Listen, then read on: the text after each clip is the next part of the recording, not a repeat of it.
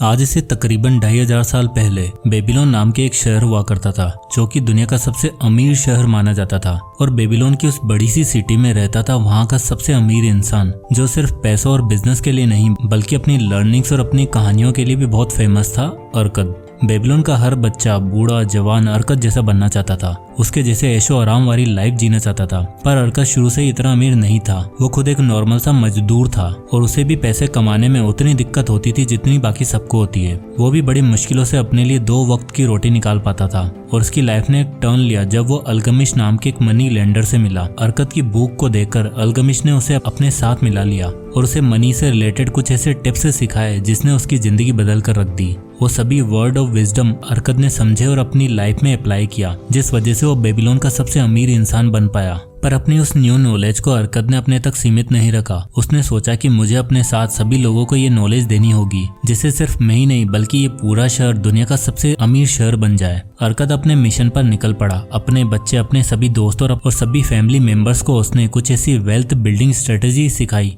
जिसने सबकी किस्मत बदल दी। और वहाँ की प्रजा ने अर्कद को अपने सबसे बड़ा गुरु मान लिया और उसी के नक्शे कदम पर चलकर उन्होंने वो सारी स्ट्रेटेजी सभी को सिखाई। और आज उन्हीं कुछ सिंपल यट अमेजिंग लेसन्स को मैं आपके साथ शेयर करने वाला हूँ जॉर्ज एस क्लासन की लिखी book the richest man in Babylon की मदद से। दोस्तों, स्ट्रेटेजी इस पर जानने से पहले मैं आपको बताना चाहता हूँ कि आज की इस वीडियो का टॉपिक मैंने ये इसलिए रखा क्योंकि अर्कद की तरह ही हम में से 90% लोग जिंदगी भर मजदूरी करते रहते हैं और उसी को अपनी लाइफ की सच्चाई मानकर रोज सुबह उठकर सेम साइकिल फॉलो करते हैं। अब अगर हमें अल्गमिश जैसा कोई इंसान मिलता है तो हम उसकी बातों को इग्नोर करके वापस से मजदूरी करना शुरू कर देते हैं। देखो यार, दुनिया बदल रही है। आज की डेट में मोस्टली लोग जॉब से ज्यादा बिजनेस और सेल्फ एम्प्लॉयमेंट ढूंढते हैं क्योंकि उन्हें समझ आ गया है कि जॉब से शायद मेरी करंट फैमिली तो सेटिस्फाई हो जाएगी बट मेरी फ्यूचर फैमिली स्ट्रगल करेगी। तो देखो यार, दुनिया तो बदली है पर वेल्थ और फाइनेंशियल फ्रीडम की स्ट्रेटेजीज आज भी वही हैं जो आज से कई सालों पहले थी। तो अपने और अपनी फैमिली के बेटर फ्यूचर के लिए आइए जानते हैं अर्कद के 5 इंपॉर्टेंट लेसन को।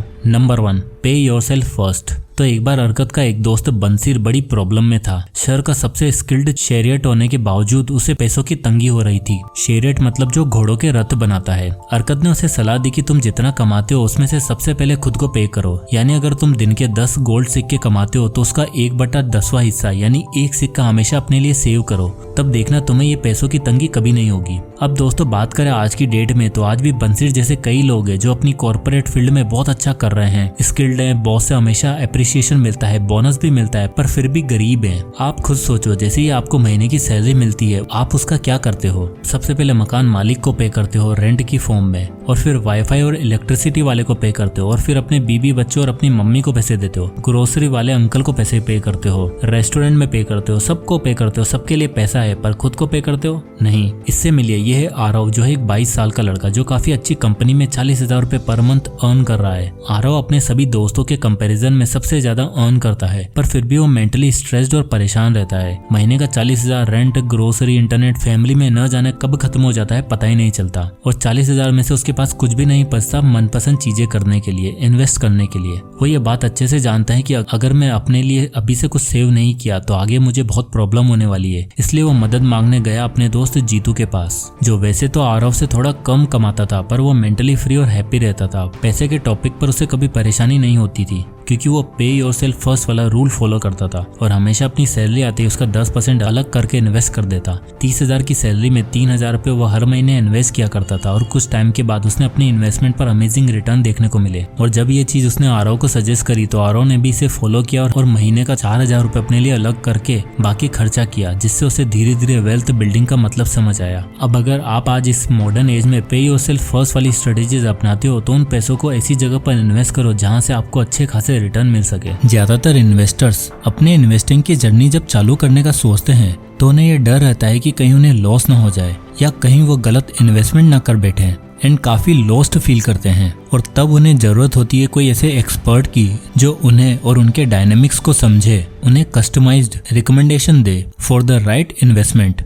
एंड ये प्रोवाइड करता है आपको मोतीलाल ओसवाल। मैं बताता हूँ कैसे। ये देते हैं आपको physical experience with their physical presence of 505,000, वो भी 550 सिटीज में। और इनके पास सभी तरह के चार्ट्स, टूल, रिपोर्ट्स और रिसर्च अवेलेबल हैं डिजिटली। और तो और 50 से ज्यादा AI टूल्स इंडिकेटर भी हैं जो इन्हें बनाता है फिजिकल प्लस डिजिटल यानी फिजिकल प्लेटफॉर्म। और ये सब आता है फ्री डीमेट अकाउंट के साथ। तो अभी डिस्क्रिप्शन लिंक से जाकर मोतीलाल ओसवाल के साथ साइन अप करें। Investments in securities market are subject to market risks. Read all the related documents carefully before investing. तो चलिए अब चलते हैं लेसन नंबर 2 पे, कंट्रोल योर एक्सपेंसेस। बेबीलोन में देबसीर नाम का एक इंसान रहता था जो अपने पिता के साथ एक दुकान पर काम करता था और कुछ सालों बाद जब उसकी शादी हुई तब उसके पास इतने पैसे नहीं होते थे कि वो अपने माँ बाप और अपनी बीबी की जरूरतें पूरी कर पाए। इसलिए उसने लोन लेने का सहारा लिया। उधार लेते लेते वो इतना खो गया कि उसने अपना सब कुछ गवा दिया और सीरिया देश में उसे गुलाम बनाकर बेच दिया गया। पर वहाँ पर उसको ऊंट की रखवाली करने का काम मिला जिसमें उसने बहुत कुछ सीखा और जब वो वहाँ से भागकर वापस आया तब उसने हरकत की मदद ली। उसने हरकत को अपनी सारी कहानी बताई और पूछा, अब मेरे पास सिर्फ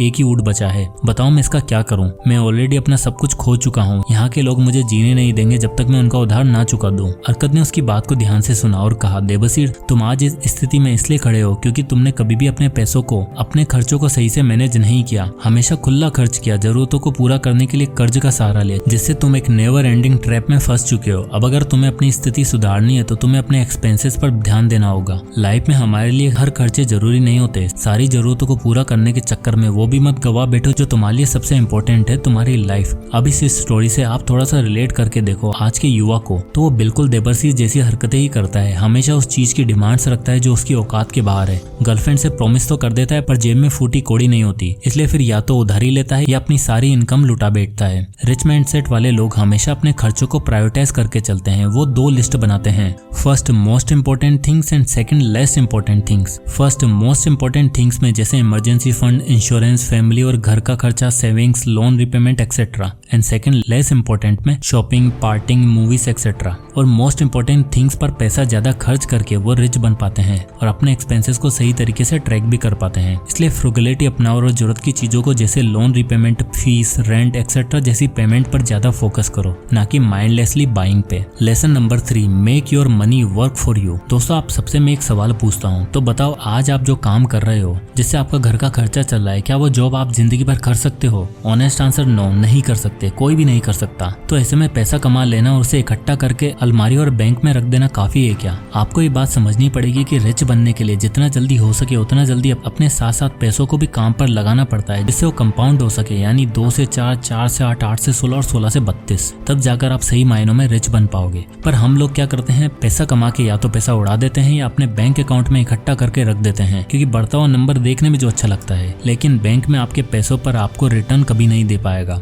जितना आप खुद उस पैसों को लगाकर अर्न कर सकते हो। ऐसे ही बेबीलोन की स्टोरी में मेथन नाम का एक आदमी था जिसके पास अपने पिता के जाने के बाद काफी सारा पैसा पड़ा था। अब अगर वो चाहता तो वो उन पैसों को खर्च भी कर सकता था, अय्याशी ऐशोआराम कर सकता था, पर उसने ऐसा नहीं किया, बल्कि उसने इसमें एक अपॉर्चुनिटी देखी। उन दिनों बेबीलोन में बहुत सारे नए नए बिजनेस खुल रहे थे और सभी को पैसों की जरूरत थी। तो ऐसे में उसने सोचा कि क्यों ना लोगों को पैसा उधार दूं और उसे इंटरेस्ट के साथ अर्न करूं। थोड़ा थोड़ा करके उसने सभी बिजनेस को पैसा देना शुरू किया, जिससे उसका पैसा और भी ज्यादा बढ़ने लगा। और इसी चीज को जारी रखते हुए वो बेबीलोन का सबसे ट्रस्टवर्दी मनी लेंडर बन गया। वो अपना खुद का काम भी करता और साथ ही साथ उधार पे दिए गए पैसों से पैसिव इनकम भी अर्न करता। फिर धीरे धीरे उसने डाइवर्सिफाई करना शुरू किया। अपनी रिस्क टेकिंग एबिलिटी को उसने इस मुकाम पर पहुंचा दिया जिससे वो अपनी पिताजी से मिली वेल्थ को 10 से 15 गुना कर चुका था। तो आप भी अपने पैसों को रखो मत, बल्कि उन्हें काम पर लगाओ, इन्वेस्ट करो स्टॉक मार्केट में, म्यूचुअल फंड में, इंडेक्स फंड में, जिससे आपको भी पैसिव इनकम का फायदा मिल सके। Lesson number 4, guard against loss. दोस्तों इन्वेस्टिंग करते समय, चीजों को सिलेक्ट करते समय कभी कभार हम ऐसी गलती कर बैठते हैं जिससे हमें बहुत ज्यादा नुकसान उठाना पड़ता है,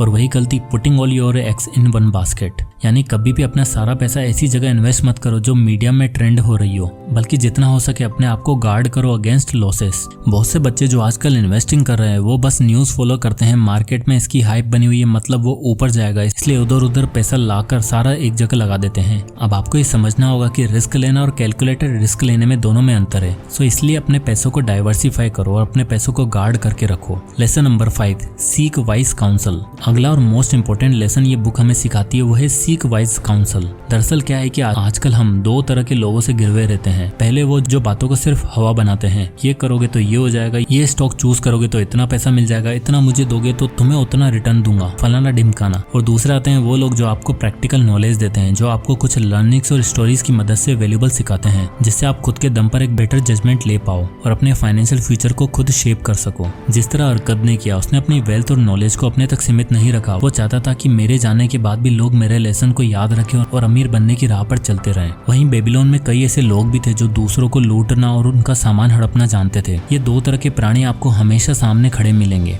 और जल्दबाजी में हमसे गलती ये हो जाती है कि हम गलत आदमी की बात सुनने का डिसीजन ले लेते हैं, क्योंकि उसकी बात ज्यादा प्रोमिसिंग और आसान लग रही होती है और फिर उसका रिजल्ट क्या होता है सबको पता है। इसलिए अपने आप को हमेशा वाइज लोगों से घिरे रखो, उनसे एक या दो बातें भी सीखने को मिले तो सीखो, फिर चाहे वो आपको बिजनेस के लिए हो, इन्वेस्टिंग के लिए हो या आपकी लाइफ की मोटिवेशन के लिए। और ऐसे सो कॉल्ड गुरुज को इग्नोर करो जो आपको सेमिनार ज्वाइन करवा के 1 करोड़ रुपए देने का वादा करते हैं। अपनी लाइफ में कृष्ण जैसे मार्गदर्शक ढूंढो जो हर कठिन समय में आपकी नैया पार लगा दे। तो ये थे top 5 lesson richest man in Babylon book से, जिसमें सबसे पहले आपको अपने आप को पे करना है और अपने एक्सपेंसेस को कंट्रोल में रखना है। फिर अपने पैसों को काम पर लगाना है और ध्यान से उन्हें गार्ड करके रखना है ताकि लॉस ना हो जाए। एंड एट लास्ट हमेशा अपने आसपास की ऐसी संगति अच्छी रखो जिनसे आपको कुछ सीखने को मिले। तो दोस्तों आई होप कि वीडियो आपको पसंद आया होगा और इस वीडियो से आपको कुछ ना कुछ सीखने को मिला होगा। अगर ये वीडियो आपको पसंद आया तो इसे लाइक करो और ज्यादा से ज्यादा लोगों तक शेयर करें। और मोतीलाल ओसवाल का लिंक आपको डिस्क्रिप्शन में मिल जाएगा, वहां से जाकर इसे चेक करना ना भूलें। तो मिलते हैं नेक्स्ट वीडियो में, तब तक के लिए